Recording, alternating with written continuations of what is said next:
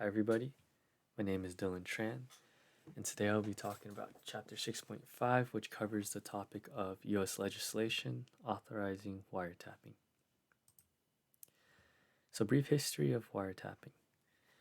In 1934, the Federal Communications Act was passed, which made wiretapping to be illegal.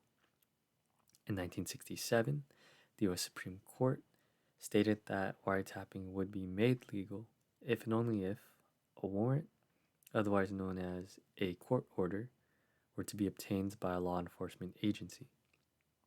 In 1968, a combination of tragic events, including the assassination of Dr. Martin Luther King Jr., the assassination of Robert F. Kennedy, along with the ongoing Vietnam War, led to the appearance of the Title III of the Omnibus Crime Control and Safe Streets Act of 1968.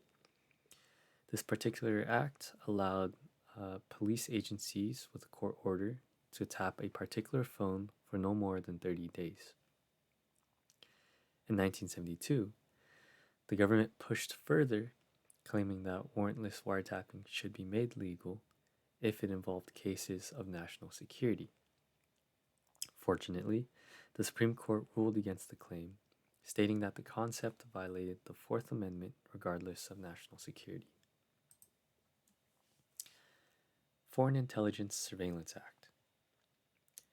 The Foreign Intelligence Surveillance Act, otherwise known as FISA, of 1978, allows government to perform covert surveillance of foreign governments and their agents, provided that a judicial and congressional oversight exists. It also allows the president to obtain the ability to authorize electronic surveillance of foreign nationals given two conditions. The first condition is that the surveillance must not last longer than a year if they did not have a court order, and two, a U.S. citizen must not be monitored. If by chance it is revealed that a particular communication was to have had a U.S. citizen, then the government must request a court order from the FISA court. In 2007, the FISA was amended by the Protect America Act, which essentially allowed the U.S. government to conduct legal wiretappings without the oversight from the FISA court if communications began in a foreign country or if communications ended in a foreign country. In June 2013, The Guardian disclosed top secret information on how the National Security Agency, otherwise known as the NSA, obtained direct access to popular servers. These servers include, but are not limited to, Google, Facebook, and Yahoo. Documents were provided by Edward Snowden, who was a former employee of the NSA. The program was nicknamed PRISM.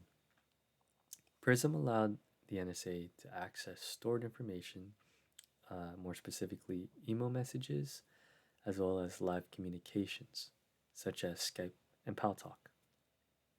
It was noted that no warrant was needed if the individual being surveilled was a foreigner. The document revealed that the NSA gained access to servers of Microsoft in 2007, Yahoo in 2008, Google and Facebook in 2009, YouTube in 2010, Skype and AOL in 2011, and Apple in 2012. The Electronic Communications Privacy Act. Congress passed the Electronic Communication Privacy Act, otherwise known as ECPA, in 1986, which updated wiretapping laws. The ECPA allowed police to attach two different types of surveillance devices to a specific phone line, one being the pen register, which displays the phone number being dialed, or two, the trap and trace device, which displays the caller's phone number instead. A court order is required prior to the installation of either surveillance devices. However, probable cause is not needed, nor is the wait time extremely long. Essentially, if a law enforcement agency were to request to use one of these surveillances, they would basically get an automatic approval. Upon these two types of surveillances, there also exists the roving wiretaps, where roving wiretaps are basically used for suspects who are trying to avoid surveillance, and it essentially can be transferred from one phone to another. The Stored Communications Act. So, the Stored Communications Act was formulated as a part of the Electronic Communications Privacy Act. It essentially allowed the government to obtain an individual's email message without a search warrant if it was obtained through an internet service provider and if the email was greater than 180 days old.